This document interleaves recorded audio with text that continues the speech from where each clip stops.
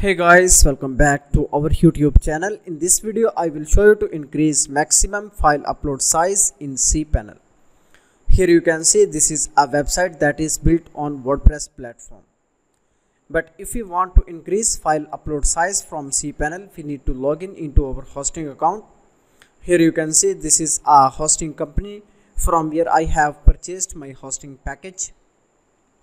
So let me log in into my website. Here you can see login into cPanel. Also you can click here on view details.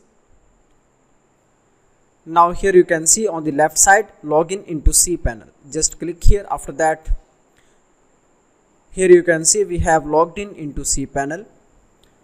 Scroll down, you can search for PHP ini editor. Here you can see this is multi PHP ini editor. Just click here. After that you can select a website. Here you can see these are a couple of websites. For example, I can select one of these. After that, here you can see these are various options. If we want to increase file upload size, here you can see by default 1 GB. So you can add here, for example, 5000 MB. Then click on apply. After that you can also increase post maximum size.